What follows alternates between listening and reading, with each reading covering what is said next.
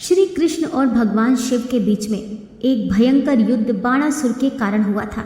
आइए जानते हैं क्या था युद्ध का कारण और युद्ध का क्या परिणाम निकला। बाणासुर नाम का एक असुर हुआ। बाणासुर दैत्य राज बलि का पुत्र था। वह भगवान शिव का भक्त था। उसने भगवान शिव से तपस्या करके हजारों भुजाओं का वरदान मांगा और वर मांगा कि भगवान शिव उसके किले के रक्षक बने। भगवान शिव को यह सुनकर कुछ अपमानित महसूस हुआ, लेकिन बाणासुर के वर मांगने के कारण भगवान शिव उसके किले के रक्षक बन गए। अब बाणासुर अत्यंत शक्तिशाली हो गया और देवता उससे भयभीत रहने लगे। एक दिन बाणासुर की भगवान शिव से युद्ध करने की इच्छा हुई। भगवान शिव ने कहा कि मैं तुमसे युद्ध नहीं कर सकता, लेकिन तुम्हें पराजित करने वाला कृष्ण इस धरती पर अवतार ले चुका है। भगवान शिव ने कहा कि जब तुम्हारे किले की ध्वजा गिर जाए तो समझ लेना कि तेरा शत्रु आ चुका है। यह सुनकर बाणासुर ने भगवान शिव की कठिन तपस्या की। उसने वरदान मांगा कि जब कृष्ण से मेरा युद्ध होगा तो आप मेरे प्राणों की रक्षा करेंगे। भगवान शिव ने उसे ये वरदान दे दिया। बाणासुर की एक पुत्री थी जिसका नाम उषा था। उषा से शादी के लिए बहुत से राजा महाराजा आए, लेकिन बाणासुर सबका अपमान करके विवाह करने से मना कर देता। बाणासुर को भय था कि कहीं उषा उसकी इच्छा के विरुद्ध किसी से विवाह न कर ले, इसीलिए उसने एक किला बनवाया और उसमें उषा को कैद करवा दिया। एक रात्रि उषा को सपना आया जिसमें उसने एक सुंदर राजकुमार को देखा। उसने अपना स्वप्न अपनी सखी चित्रलेखा को सुनाया। चित्रलेखा को एक वरदान मिला हुआ था। वह बहुत सुंदर कलाकृतियां बनाती थी।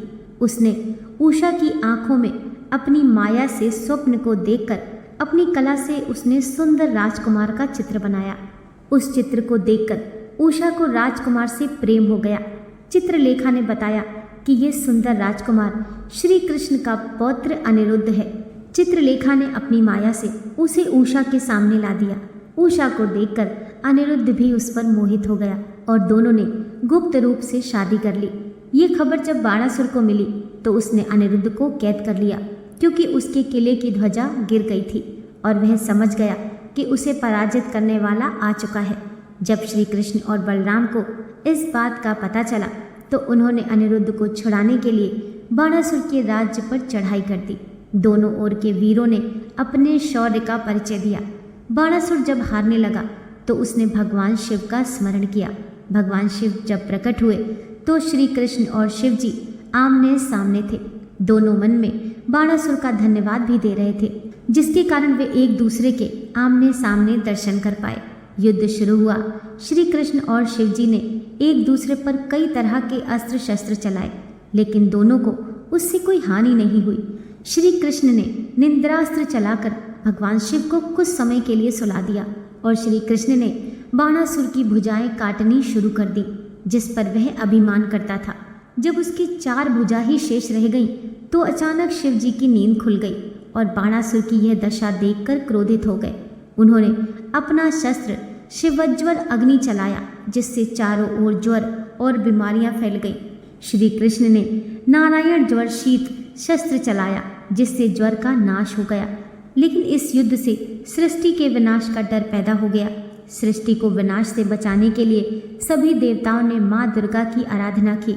तब माता ने दोनों पक्षों को शांत किया। शिव जी ने कहा कि वह केवल अपने वचन के कारण बाणासुर की रक्षा कर रहे हैं। वे चाहते हैं कि श्री कृष्ण बाणासुर के प्राण ना ले। श्री कृष्ण ने कहा कि मैं बाणासुर को मारूंगा नहीं, क्योंकि भगवान विष्णु ने प्रहलाद को वर दिया था कि 21 पीढ़ी तक उसके वंशजों को उनका भी अवतार नहीं मारेगा। श्री कृष्ण ने कहा कि वह केवल अपने पौत्र अनिरुद्ध की आज़ादी चाहते हैं। श्री कृष्ण की मंशा जानकर दोनों पक्षों में सुलह हो गई।